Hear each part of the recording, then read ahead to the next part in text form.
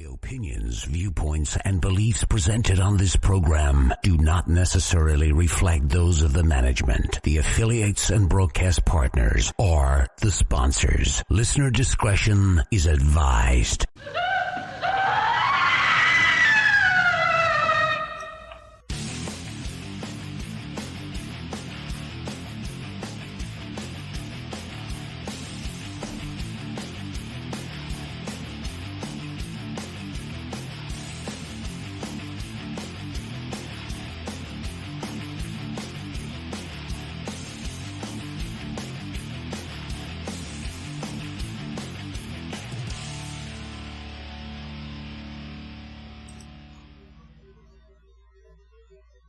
And hello everyone, and welcome to Scarefest Radio. The original broadcast date is Friday, August 2nd.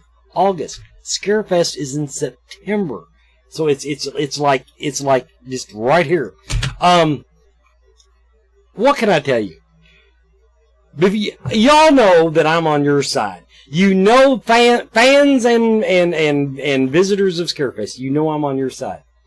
I was supposed to have at least 2 celebrity announcements tonight. They yanked one out from under me because, come to find out, the person has to film. Fair enough. But I got all these emails this week of all this stuff that said, get these banners done, gotta be able to announce this weekend. And then, no, I can't. I'm going to show you the banners tonight. Screw it. I'm showing you the banners. We just can't share them on Facebook and stuff because of contracts. But anyway, here's what's going to go down tonight. Now, of course, my guests are the talented and lovely and everything else, John and Stacey Edwards, and he's like off camera now, staring off into, looking at his phone, I'm quite sure. 15 minutes after everybody, we will do our celebrity announcement. It's one that's, it's not going to come as a big surprise because some people dropped it on another show the other night. Just saying. And then at the 30-minute mark, we're going to tell you, I've got some more details on the launch activities.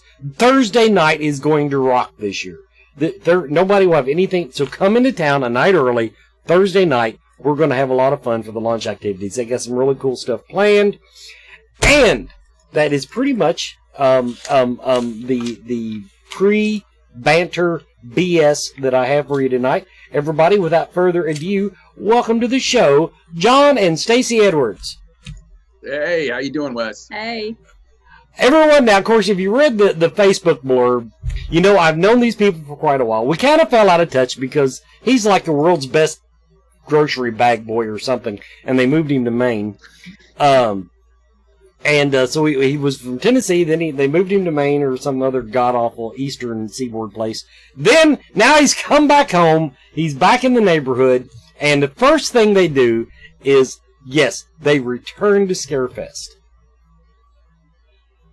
Yes, I'm very excited about that, too. It's, we can't wait to actually come back to our favorite place. Yep. It was, these were like the first people that I met in the paranormal, and then like within a year or two of me being in the paranormal, then they put up with me at Scarefest. They had a booth. They used to have a TV show called Haunted South and a podcast, so they had their booth, and they let me go in and out of their booth and just like run a we ran a webcam all weekend. It was just all kinds of stuff going on. But everyone, you've heard me talk about before, but I used to hang out at a website called It's Haunted. Now, It's Haunted was the idea behind it was a beautiful, beautiful idea put together, come to find out, put together by a total shitbag that just wanted to sell the domain. That being said, the website was advertised as bringing together skeptics and paranormal investigators and psychics and all of us into this whole paranormal unity umbrella. Sometimes you hear me kind of cringe. You can watch my eyes roll when somebody says paranormal unity. That's why I do it, because I saw what happens when you lock all these people in a room together, and it's usually not pretty. But we, for while it had its run, we had some good discussions on that website. I remember. Oh yeah, absolutely. It's early on, man, it was a lot of good discussions, and you know, we still have some good ones on our Facebook page, actually. Just asking questions once a day, and it gets some really good discussion started. So luckily, we still have some good people that participate. And then somebody like me that just throws something out there every now and then, just to create drama. Like today, what was it today? He posted a meme where two people are at a Ouija board, and the girl says, "I don't think that an ancient spirit is going to say OMG and ROLF." Rolling the floor laughing. And now let's go on and get into paranormal theory. We assume that spirits, if they're going to interact with us at all, then that means they are cognizant of our being here. Right. So why would we assume that they're not also picking up on the lingo? Yeah, they should. I mean, one of the craziest things about it is if you go and do EVP somewhere like in a French-speaking area. When we were in Maine, there was a place we went that was predominantly French-speaking, but we got EVPs all in English. You know, and I've seen other places, other investigators who've been like in Germany and got English answers. So I don't know if it's not, you know, out of the realm of possibilities. I mean, we're talking to a dead person, you know, we're talking to a spirit. Obviously, our boundaries are a little bit more open than we ever realized. So I would say you're right. I would say that if they can go into a little piece of machinery and be able to pick out A, B, C, D, E, F, G and come up with words, and we're supposed to, you know, and a lot of times when they do that, be it an ovilus, it'll actually be meaningful to whatever room you're in. You know, maybe you're wearing a red shirt like Stacy and it says red, you know, it says something else about her, you know, and we've seen that happen time and time again. So if they can do that, which is much harder for me to believe than figuring out LOL. So good point. You know what I'm saying? Now, my first experience with an ovilus is I bought one and put a battery in it, and I was just making sure the son of a bitch turned on. And I had it under a desk lamp. And I set it under the desk lamp, and I hit the power button, and the first thing it said was lamp. And I said, wow, okay, that's why we don't use equipment in the house, Wesley. And I shut it off, and that was the end of that. But yeah, fortunately for those of us in the guts of the paranormal, we've actually come up with some theories. And shouldn't say I came up with them. I've taken other people's stuff and kind of applied it to the real world. So in other words, like the ovilus, I understand how it works. Or at least I have a working theory because the inventor will not tell you exactly how it works. But then Ghost Box, I've had someone actually explain it to me in the 5th grade reading level that I can understand now, where it's not, you know, it's not just, you know, so when you get something on it, at the same time, a lot of times you don't get anything on it. But now I do want your all's opinion because I've not followed your ghost hunting exploits for a few years. Back in the old days when you had the DVD out, I mean, you were doing, I mean, it was EVP session and EMF detectors. That were and cameras. That was the tools of the trade. What is your all's opinion on these new, well, everything you can stuff in a cell phone, for example. All of these communication things that work off of white noise and echoes and all that. Take this one. Honestly, we really like the audio aspect of it, of investigating. We're very audio heavy. Love the SB7. I like the ovilus myself, but we don't really use a lot of the ghost boxes, like the newfangled ones, because what we have works for us. And honestly, SB7, a recorder, you know, a couple of flashlights, and we're generally pretty good. Yeah, we still use a old Shack Hack from like 2009 that Tim Clark made. Mm-hmm. And like she said, we've got the SB7, which works beautifully for us. Mm-hmm. You know, we've got a new ovilus because of Stacy. She had to have the newest. So I like the one where it tells you what it's saying, so I don't have to try and, you know, figure it out. She doesn't want to decipher it. But we got a small thermal. We have we ordered an SLS camera, so that's something we're going to finally do that. That's just because when I did the Ghost Brothers show, we used one, and it was a really nice one that we used.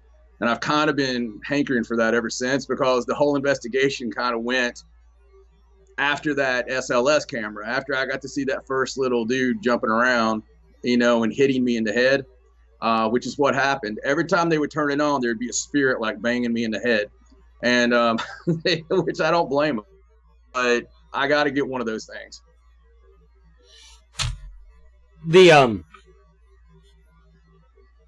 of course, now you put out a book. Basically, it's Till Death and Beyond, and it's also the name of their seminar that they'll be doing. Available on Amazon. I actually downloaded a picture of the cover, and so yes, Amazon, Till Death and Beyond. The Haunted Journey of John and Stacey Edwards. Now, before we go to the commercial break, how did the two of you come into the paranormal? Were you into the paranormal when you got together as a couple, or was that something that came later? We're looking at a paranormal marriage here. Yeah, no, Stacey was into the paranormal heavily, and she was actually in college when we met, and she was taking some classes. One of those classes dealt with past life regression. And I was more of the skeptic, even though I'd had a lot of things happen to me throughout my life and my family. I'd actually had more happen to me than Stacey ever did. But Stacey loved the paranormal and the macabre. I believed more than he did. I believed in it, even though I hadn't had anything happen. And he had all this stuff happen, but didn't really. It wasn't really the fact of belief. It was just I didn't want to believe it, I guess, because it did happen and it caused some issues and things. So. And it was scary, I guess, and I'll admit that. But she was taking this past life regression, and me being the jackass boyfriend was making a lot of fun of it and saying, he's just going to put you to sleep and touch your breast and all this stuff. So I screwed her up so much in her head that she couldn't actually go under. And she came back and she was all upset. And she's like, well, I'm still doing this class. And part of her class involved us needing to go to a New Age bookshop, which where we lived at the time, and all about the Bible Belt, there was one, and it was like hidden in a little nook of a building. Yeah, it's like in a little alleyway, and you had to know somebody and knock on the door weird, and I don't know. Yeah, it was like somewhere you would have bought a gremlin, or a mogwai. So we went in there, and she was getting whatever she needed to get, and there was a book called Invoking a Demon. Well, spirit. It just said Invoking the Spirit. Invoking a Spirit, sorry. And I was like, I want to get this, because we were going to party that night and have a Ouija board and all this stuff. And this is 1997. So she's like, no, you don't need to do that. We don't need to do that. And I was like, I got to get it. So we got it. Me being a moron. We got that night. I got the mirrors out. I got the candles out. I was like, we have all this stuff. Why don't we do it? The very last page. He just opened the book and was like, here it is on the back. And I was like, it's not a long book. Why don't you just read it so you know how it works? And he was like, no, we have all this stuff. It's good. Of course, we weren't married then, so there's only so much I could do. So we did the spell, and I did it in my grand Johnisms, and I was just like, oh spirit, can you please come? Everything I could like that. As soon as it was over, there was a weird feeling, and there's no other way to put it than just a really weird feeling. But nothing happened. I'd like to tell you something appeared, and nothing did. So I kind of ha-ha'd it, and the next day it was late afternoon. I am making hamburgers. She's on the couch watching Jeopardy or Wheel of Fortune. We still haven't figured that out. One of the two. About this time of year, and it was almost exactly this time of year on a night much like this. The sun was coming through. We were poor, so there was no air conditioner. We had the back door open, and there was a breeze coming through, but the screen door was closed, and the sun was beating in on my side. So I feel something weird, like cold and weird, And I turn to look over to my right, and when I do, I see a full body black shadow man. You could not see through him, and he was in the running position. He was like, if you think of somebody starting a marathon, bent over and completely running position. Mm-hmm. And he didn't move out of that position, but he had 2 arms, 2 legs. He goes right through the kitchen, and I was just completely just staring. And the next thing I know, I hear in the next room, we had one of those old shades from the dollar store that if you pull down too far, it's broke and you have to hand roll it from then on. And it was down all the way, but I heard, and then I heard, she goes, John, and I just hollered in there, I don't want to talk about it. Yeah, see, I was sitting in the living room, and we couldn't see each other because there was a wall, and I saw that thing come out of the kitchen. It came straight from out of the kitchen, and I saw it out of the corner of my eye, and it went between me and the television, and it completely blocked out the television. I couldn't see anything, and it just went straight past me out the window and made that shade pop up. And I mean, I couldn't do any, all I could think to do was yell for John. I was just like, John, and he just said, I want to talk about it. And so we didn't talk about it for like a week. Yeah. We just kept it to ourselves. When we did talk about it, we had the exact same experience. Mm-hmm. Saw the same thing. Seen the same thing. And it didn't freak us out to that extent, but we knew that something had happened. We knew that something was, trying to make contact. And we went straight from that to trying to find a team, which you couldn't in 97. We finally found the closest team we found was like 3 years later, and it was still like Knoxville, which is, a couple hours from us. So we did it on our own until like 2003. I joined the team, and from then on, the rest is history, and had our own teams from about, I don't know, like had my own team in 2005 and then on. But we basically did it by ourselves for a long time. And then we let our friends join in. So that's pretty much it, man. We have a question from the chat room we'll get to when we come back from our little commercial break here. Everybody, you're watching Scarefest Radio, and the first thing that we want to do of the hour is recognize our sponsor of both this show and our new Mystical TV, the Mystical Fair in Lexington, Kentucky. It's Lexington's only monthly psychic and holistic healing arts fair, and it is actually where I began the part of the journey that I took that includes all the metaphysical stuff. But each month, the Mystical Fair offers the best in psychics, intuitives, and mediums, as well as a variety of metaphysical vendors, local artisans and crafters, and independently owned small merchants who offer unique and special items. They also offer free seminars throughout the weekend that you will not find anywhere else. They support local. Very important to me. And that's what they offer that's how they offer all those wonderful talents a monthly home. This is all to serve you, the community. Make plans to visit the Mystical Fair coming up this month, August 17th and 18th. It's at 1084 Whipple Court. That's the Employment Solutions Building. It's just off Newtown Pike on the north end of Lexington. Visit the website mysticalfairlex.com to learn more. And during the commercial, both of my earbuds came out. Okay, everybody. Our first celebrity announcement. And I had to get this one in tonight. It wasn't even ready. But to do the launch party announcements justice, he's going to be a part of one of those. I had to have this announcement tonight. I had to pull it. I had to wrench it from Layla's dying grasp. Anyway, Mr. Steve Nappy. Steve Nappy is coming back. He was in Death House. Had a good part in that. Old 37. I will say that in his I watched Checkpoint, and now his part in that, I was so excited to see that he was in that, and his part in that involves basically him getting shot in the head and you watch his head snap back. But he did it with flair. But Steve Nappy is coming in, and I'll tell you a little bit more about his involvement in the launch festivities when we do the 30-minute mark commercial.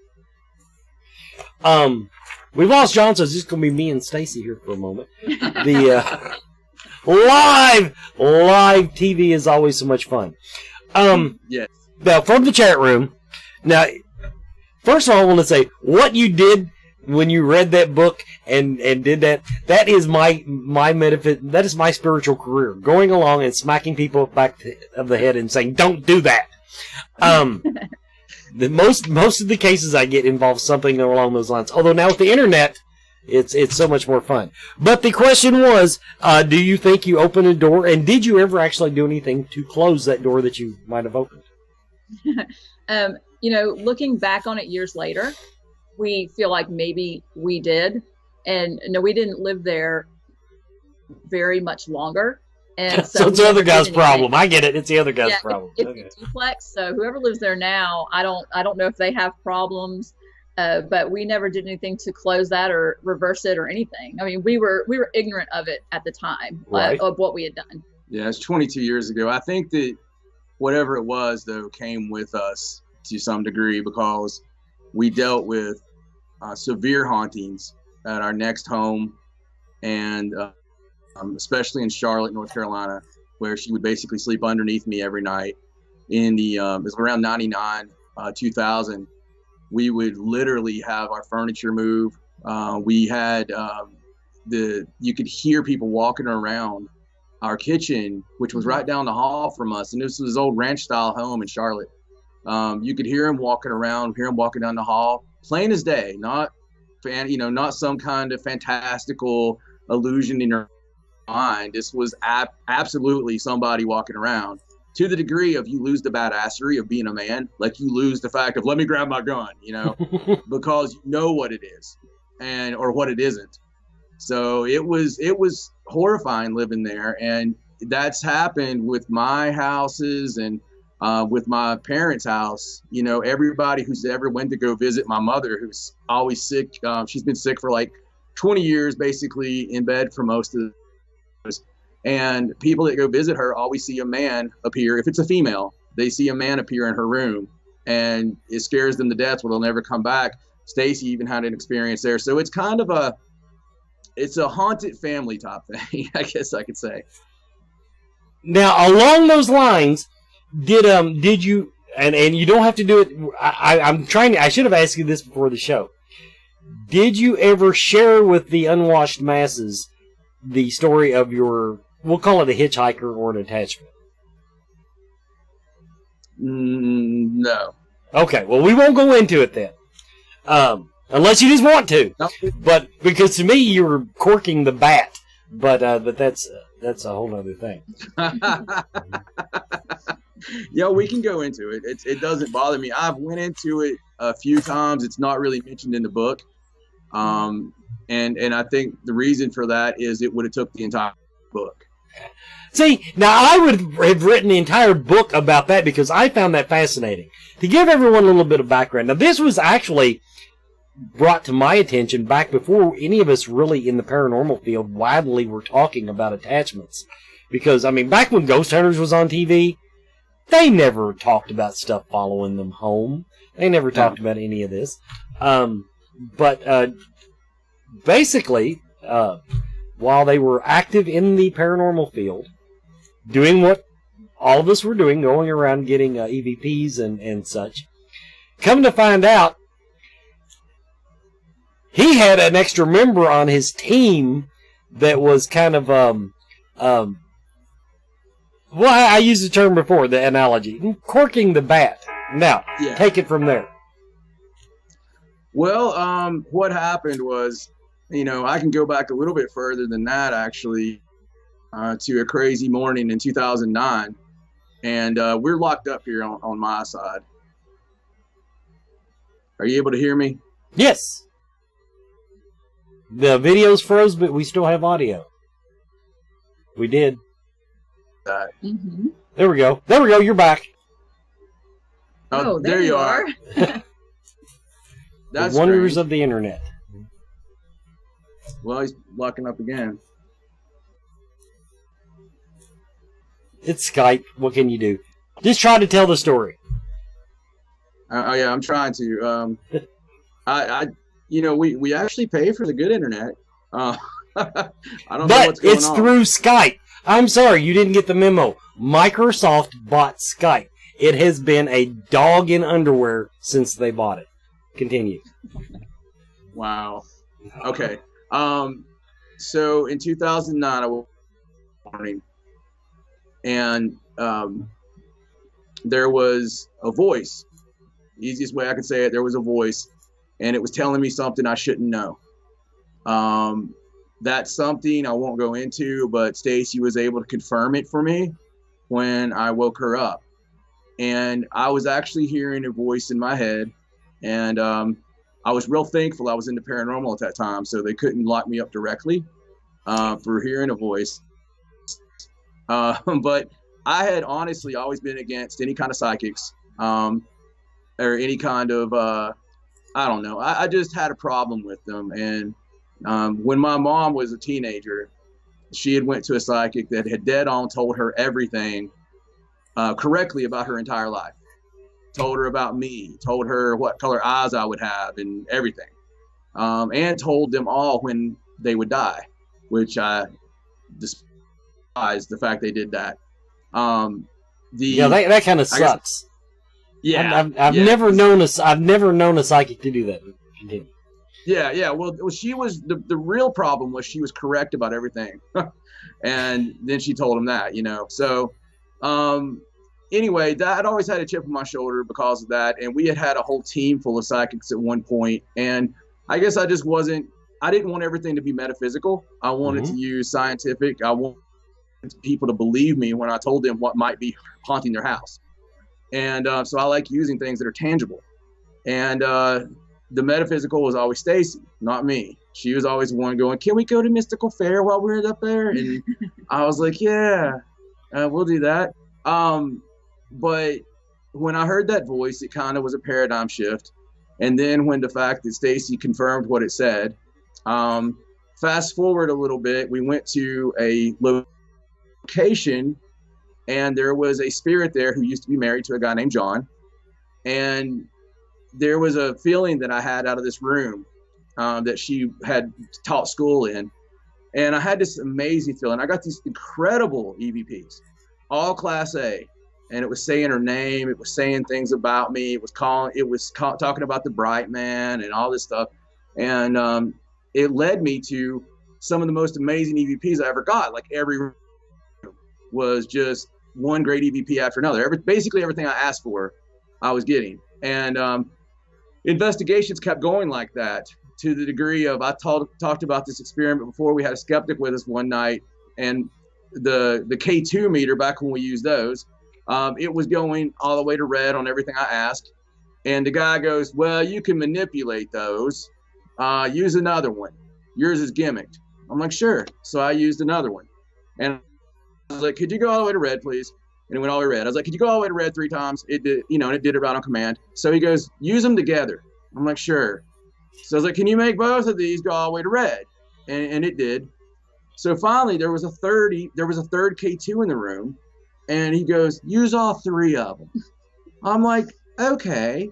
So I used all 3 of them, and I'm like, "Can you make these go to red?" So it did. The guy's still looking at me like snidely whiplash. And I was like, "All right." So I just went out on a limb, and I just felt it. And I was like, "Could you just make the one in the middle light up to red? Only the one in the middle." Now, I was holding them in my hands like this, letting them lay there. So anybody who's ever used a K2 knows it's physically impossible for one of them to light up if they're all together without the other ones lighting up, simply because, you can screw with those with a cell phone. But, it would still light all of them up. So when I asked for that, Stacy was there, Tim Clark was there, everybody was there. It just lit up the middle one. I said, "Can you light up the one on the left?" It did it. Light up the one on the right. It did it. I think I said some probably NSFW things to the guy, and that was it. Yeah, we didn't see him anymore, did we? No, we never saw that guy again. Strange as that was.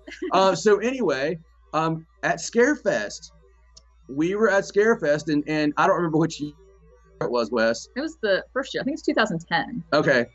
The whole weekend, the whole weekend, we were right beside Serena Gordon. And Serena was doing readings all weekend. And so we weren't friends with her yet. And Stacy kept all week, because I'd been having all these things happen. Basically, what had happened is I had told about when somebody got pregnant. I'd had, you know, a thing come to me. I just call them things, you know. I was like, well, on April 3rd, we're going to hear something very important about our daughter. And it ended up being that she was pregnant, and which was not cool, by the way, at the time. And it was a lot of things like that would always come up. Even my grandmother's death and things like this, it would come up, and it was always dead on, but I wouldn't share it or tell anyone or anything, because I didn't want to be associated with that. And so we were there, and she was like, my head was hurting all weekend. I had a headache all weekend. And he was a pleasant delight all weekend. So she was like, you got to get a reading. Get a reading. You got to get a reading. Please get a reading. And finally on Sunday, I was like, all right, will it make you happy? And she's like, look, I've put up with you all weekend. Yes, it'll make me happy. Get a reading. So she asked Serena. I went over there and got a reading. So Serena, who had been calm and mild-mannered and, you know, very sweet all weekend, she sits there across from me, and she's like, all right, honey, okay, let me take a look here. And she's doing all this stuff, and then all of a sudden she's like, oh, Lord, what the, hold on a second, Patty, and she takes off. And I'm sitting there, and I just shit my pants. I mean, I didn't know what was going on, and I look over at Stacy, and I'm like, what the hell is this? And she's like, I don't know. I'm like, is this a joke? She's like, I don't know. So Serena comes back. She goes, I'm really sorry, honey. She's like, that's never happened before.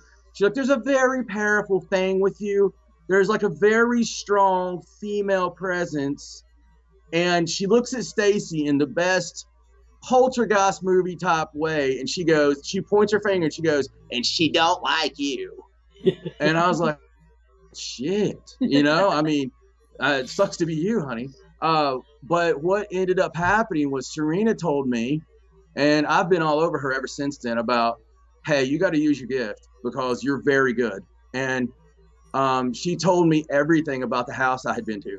She told me details about that schoolroom where I had picked this lady up, Betty. And so she told me every detail about that room. So I didn't tell Serena that she had told me correctly, and I brought her to film on our second documentary. And she went to that room, and you should have seen her. When she first walked in that room, it was exactly like she had said. It was blue, it was a schoolroom, and Serena was like, oh my God. She's like, this is exactly the room. And I was like, yeah, it is. And Serena said that, you know, it makes her happy to see me get excited. And because of how excited I tend to get. So she goes and gets me whatever I ask for. If I go in a place and I say, is the ghost of Jebediah here? She goes, and in my head, I picture it like she goes through the house and she's like, Jebediah? No. Jebediah? No. Jebediah's in the back, you know. She brings Jebediah, you know, out to see me. We have, ever since I've had the attachment, we've had some of the most amazing evidence you could ever imagine. Full sentences, you know, class A stuff. We get like conversations on the SB7 where you can hear different voices talking to each other about us. Yeah, it's the strangest thing. And that's a normal thing for us to pick up both sides. By the way, she doesn't not like me anymore. Like, we're friends. Well, you know. Yeah, she's part of the family now. I mean, she's been around for a long time. So, and she gives us a lot of information. I'll tell more about it when we come back from the commercial break, but that's why we get along so good. Anyway, everybody, we've got a quick commercial break coming up. When I come back, we'll do our launch day announcements, and then we'll get back to the story. Be right back with more Scarefest Radio.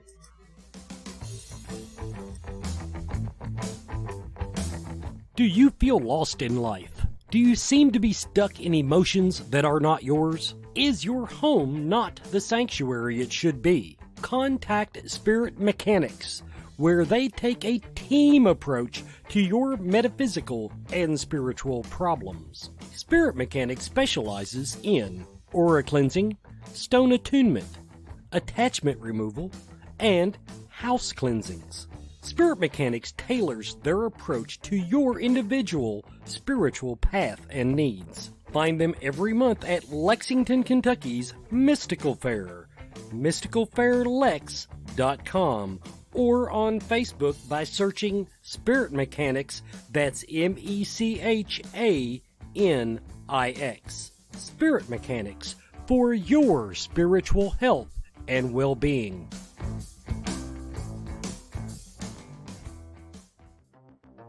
Coyote Chris Sutton. Shamanism, spiritual advisement, paranormal investigations, inspirational presentations, bringing light to the darkest places for over 20 years. Go to coyotechris.com to learn more. And just a quick reminder, everybody, go to coyotechris.com, find his events. His next scheduled appearance, Saturday, August 10th. He's coming out of retirement from his surgery, but he'll be at the Ferrara School again in Iowa. That's for the Para Family Fundraiser, Saturday, August 10th. Go to coyotechris.com. And the Spirit Mechanics. Check out the Mystical Fair, people. They are always there, August 17th and 18th. Spirit Mechanics, who I have personally worked with on cases. They are a top-notch group of talented young men and women. Okay, now our little thing here where we gotta talk about the launch party. Let me find my notes here. Oh, I don't want to dick this up. Okay, first off, Axes. We kick it off with Axes, Brews, and Booze with the Stars. What they're going to do is, okay, at the Battle Axes, they're going to take 3 teams. 3 celebrities, Kane Hodder, Ari Mihailoff, and Steve Nappy, are each going to have a team. Each team will have 10 people. You will be sold tickets. So, yes, that's how you're going to get on the team. First come, first serve. They're going to compete. The prize, they're going to make a bet basically out of it, and the losing team, I don't know if it's team or teams, but you have to wear like a dorky T-shirt or something for the rest of the con. They've come up with some ideas. There'll be more details posted about that on Facebook. But if you want to throw axes with Kane Hodder, Ari Mihailoff, and Steve Nappy, that will be going on launch day September 12th. That's going to start in like the afternoon. So check that out. Keep your eyes open on Facebook, and once everything's finalized, I will announce it on the show. But this is the way it's shaping up. Yeah, it was like a Backstreet Boys T-shirt, something really disgusting like that. Now, from there, they're going to take a dinner break, go over to Godfather's Pizza or Goodfellas Pizza. I forget now. I should have actually looked that up. Anyway, they're going to have dinner. Then they're going to go over to Talon Winery, and they're going to do a wine tasting. Because can't you just picture Ari Mihailoff at a wine tasting? Then Kane Hodder, they're actually releasing a wine this year, special edition wine named after Kane. That will be for sale. That will be available to the people that did the battle axes. And then after that, let's see. No.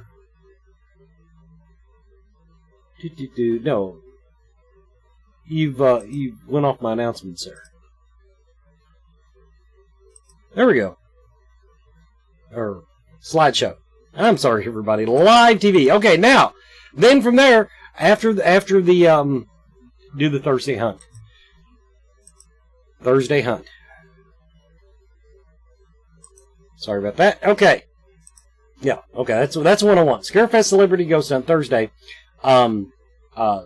Steve and Tango at the Talon Winery. They are going to do a ghost hunt. And then if the guys don't get too drunk on wine, who knows? R.A. and Kane and Steve might join in. But so that we'll have tickets for that for sale very soon. Then, also, the other part of the launch party, if you can't throw axes like me because I have a bad shoulder, turn them off. Turn Skybar on. There we go.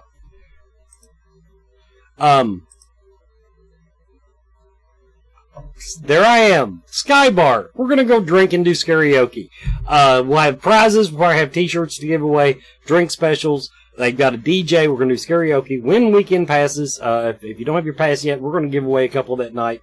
We're going to have a tasting of the Talon Winery custom wine named after Kane. So that'll be going on that night. I think the time should start at 8 o'clock on that.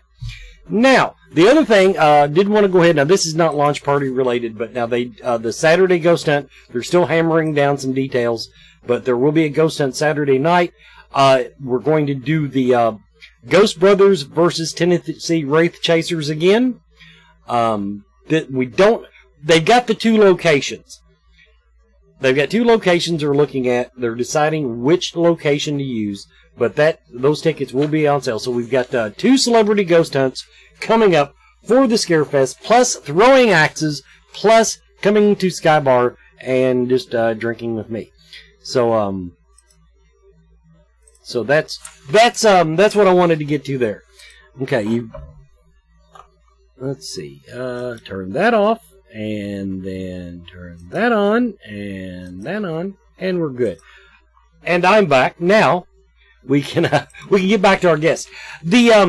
What fascinated me about that story, that actually you shared that with me about the time I was being trained by a ghost at my favorite haunt. And now I've not had anything that extreme. First of all, none of them are allowed to follow me home. Screw it. I will not stand for it. But, for example, this ghost is so cooperative with me at the Ross Opera House that when Chris Maggard went in to shoot a little mini documentary there, it was kind of a challenge. You know, you go into these places and they're not as haunted as I hear. So we did a dowsing session. And, of course, dowsing, a lot of people, dowsing. So what we did, we'd ask yes and no questions on the dowsing rods like usual, but he also set up his digital recorder to record EVPs. And the EVPs that he was getting were matching the dowsing rods. And it was all thanks to Loretta, my friendly little neighborhood ghost who takes care of me when I go in there. So I started in the paranormal on the very technical side. Right. Just as John described. If I couldn't catch it on a camera or a digital recorder, I wasn't interested. As I pursued the metaphysical side, these were two of the people that I went back and talked to say, I'm kind of getting off the rails here. What do you think about it? And that's when he shared the whole thing with me about his cheating ghost that gets him EVPs, and I felt much better about my situation. Now, one thing I did... What's that? Go ahead. Well, I mean, I have you know that that's the first time that I've ever went into it to that degree with anyone. So I wanted to give you some kind of important little nugget tonight. Well, you've had such a big influence on my life because now, as I explained in the Facebook post, everybody, Paranormal Filler, my long-running, freely syndicated podcast that I did for friggin' years. I beat that horse. I beat that horse a long time. They inspired the title because I think it was, now one time they actually scheduled me as a guest, just to be fair, but I think I was on their show like 3 times. And the other 2 times I happened to be in the chat room and, some famous person canceled on them or didn't answer their phone or whatever. And they said, "Hey Wes, can we call you?" And I said, "Yeah." And I don't even remember what we talked about, but I think one reason, that they kept bringing me in other than just my tendencies toward being an attention whore was that I'm willing to talk about any aspect of the paranormal. I don't mind theory. I don't, I embrace all that. And like I said, but I said, I'm filler. I'm filler. I'm just whatever comes along. Well, one of the things on the reply to that, and I don't mean to cut you off, but you had a huge impact on me as well because we had not been as consistent as we should have been with Haunted South, and that wasn't really our fault. I won't lay the blame anywhere else, Wes. Not you, Wes, but my other Wes. We weren't as consistent as we would have liked to have been, and a lot of that was on us. But you had said something to me, and it was just a little, some kind of comment that really meant a lot to me. And it was about the consistency. And, so it affected me so much that I made sure when we started doing Paranormal Sideshow that we were every week, at the least, we promise every other week, but we normally deliver every week. And here lately, we've been having 5-hour shows, which is actually, seems like people love that because the downloads went up tremendously for whatever reason, and you want to listen to a 5-hour show. But but that's thanks to you, man. Well, I have to pass the credit along to Jim Mallard, because when I first got into podcasting, he was one of the people I spoke to, and I interviewed him on the show, and I said, "What's the secret to being a successful podcaster?" He said 50% of it is just showing up. Yeah. But you create a habit.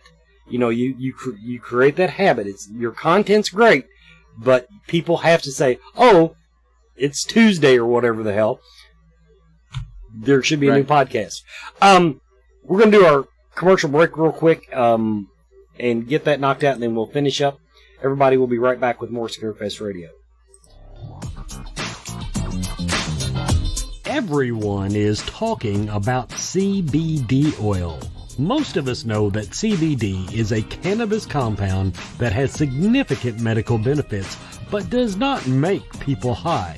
Its benefits include pain relief, anti-seizure properties, anxiety relief, fights cancer, reduces the risk of diabetes, and it is even used as a sleep aid.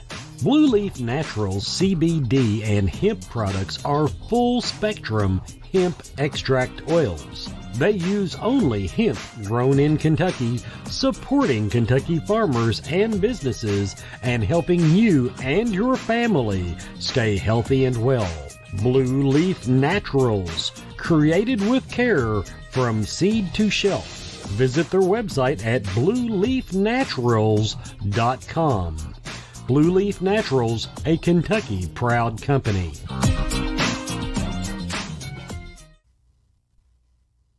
Now, everyone who's been listening to my shows for any time knows they've heard me talk to Mark James of Akashic Awareness. Akashic Awareness in Elizabethtown, Kentucky is a metaphysical healing and learning center unlike any other in Kentucky.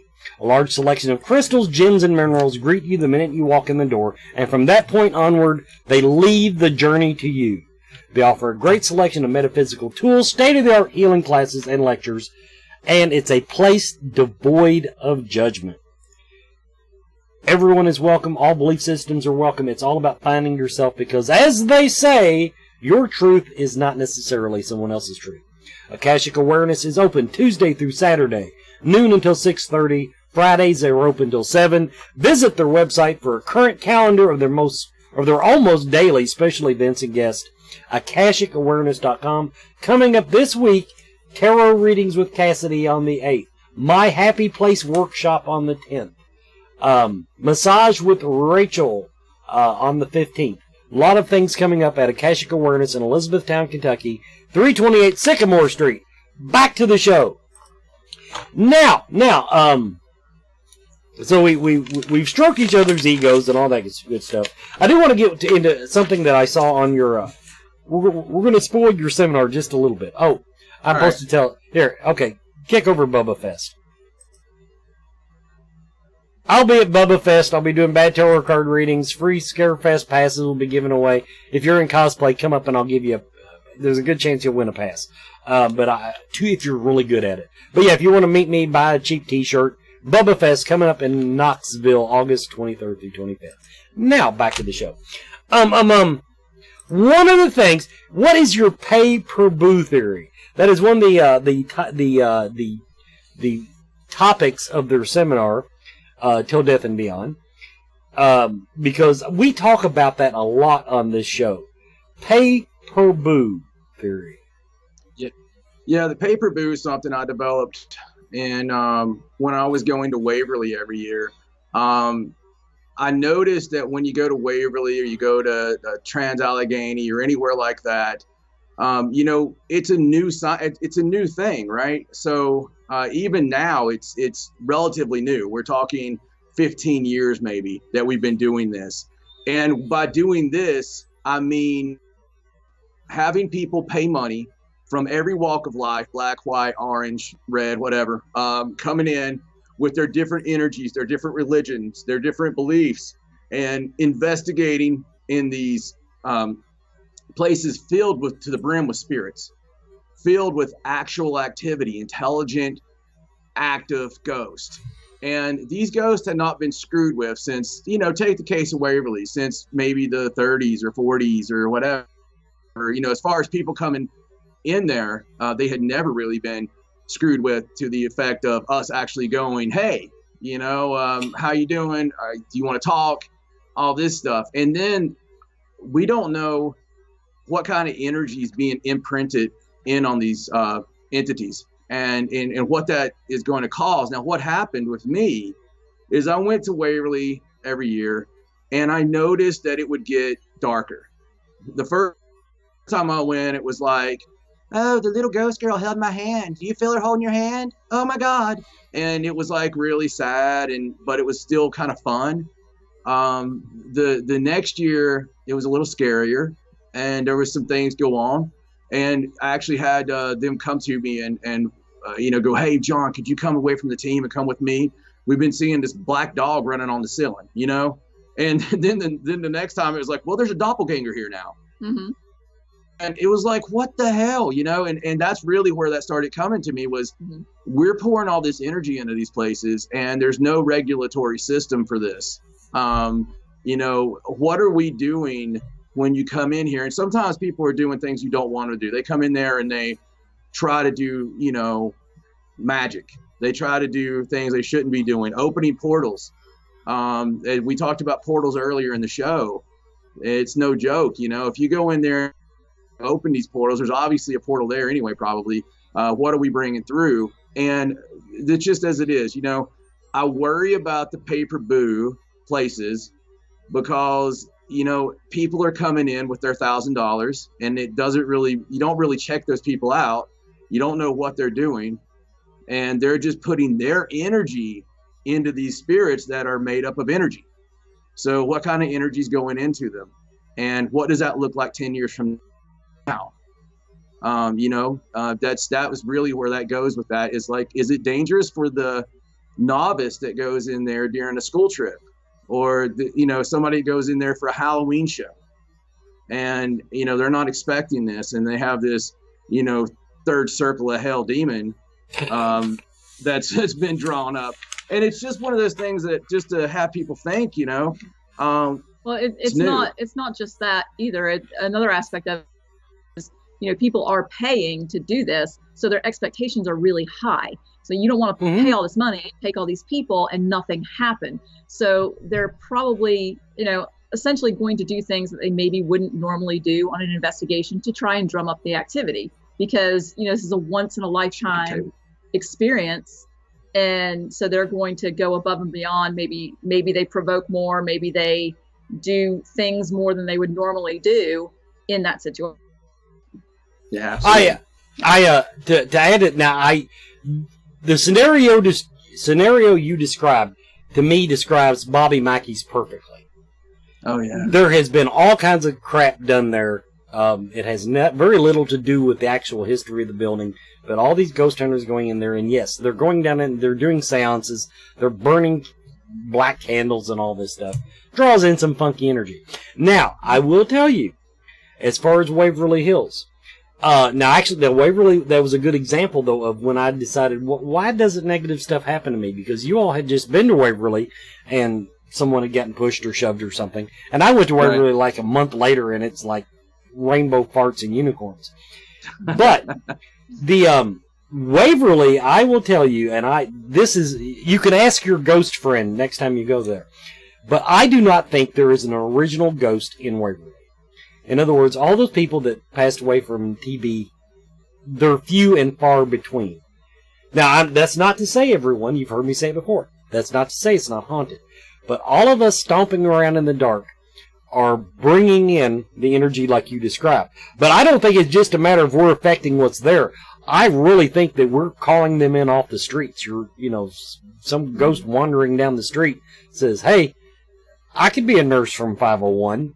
You know, Yeah. I could do that. I could totally do that. The creeper, for example. Now, this is something I asked my spirit guides. You described the dog on the ceiling. They call him the creeper nowadays. I asked because I went in there, you know, spiritual warrior type thing. I was ready to bounce his ass if he's causing trouble. No, he likes the attention. He's harmless. He's just, you know, he's there to, you know, put on a show. Right. But it is a very, everyone, I'll stand by it and say, I think it is one of the most haunted places in the country, in Kentucky, however you want to look at it. But just when you go in there asking for the nurse at 501, I swear, she ain't there. There's somebody wearing a nurse's uniform, and they might give you an EVP. But I'm serious, I don't buy it anymore. I've really dumbed down my look on the paranormal from my wide-eyed days when I got into it. I think ghosts are just needy and tedious and Yeah.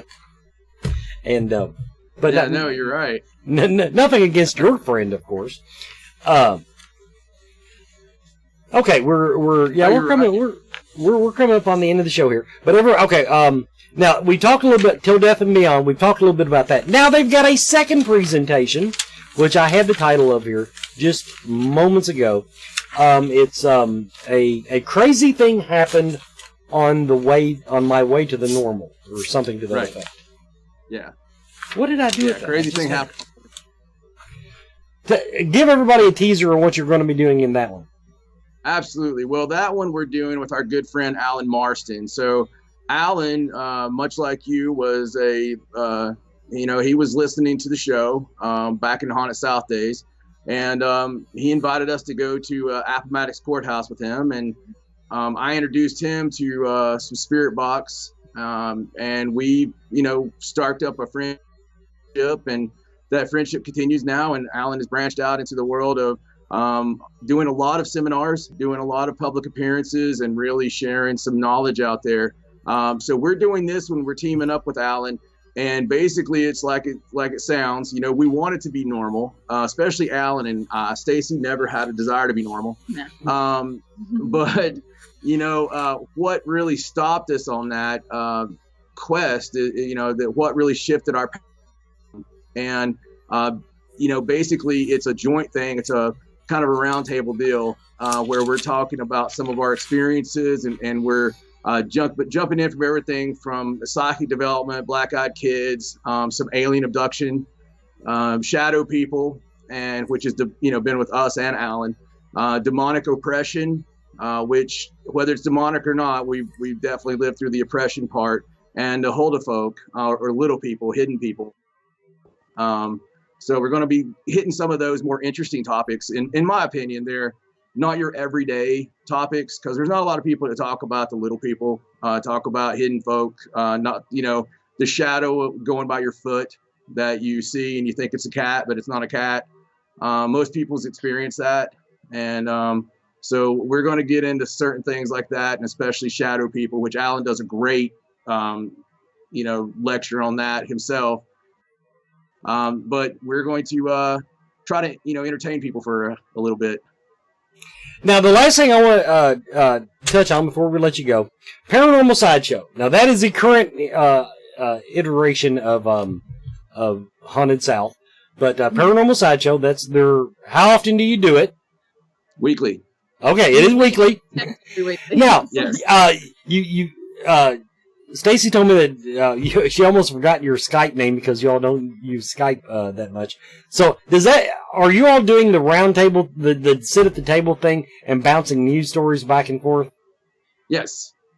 Okay, everyone, I have to tell you, here they come again as a great inspiration to me. I tried to copy their formula. I had Lisa Schnurr, the haunted librarian, back on Paranormal Filler, and she did co-host Scarefest Radio for a while. We were decent at it. But when these two bounce paranormal and related news stories off each other, it is a wonder to behold. I do bow to that, because I was, of all the things I've gotten good at on doing the TV and radio, I've never been able to completely plagiarize what you all do. Well, we greatly appreciate it, my friend, and we still do that. That's in fact, we cut out guests because we got tired of dealing with them, and we just basically, because from your mouth to God's ear, I understand.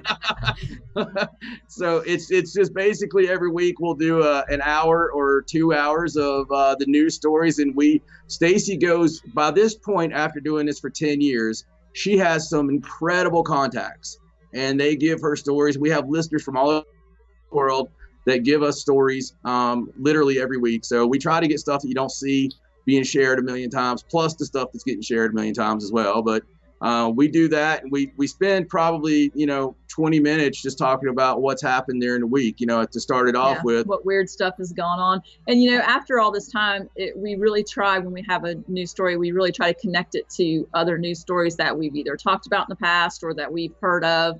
Because when you do it every week, stuff builds up in your head. Yeah, you start seeing patterns. So yeah, paranormalsideshow.com, and on Facebook, it's facebook.com/paranormalsideshow. All right, everybody. That's the end of the show. This has been Scarefest Radio. Thanks, everybody, for watching. We'll be back next week.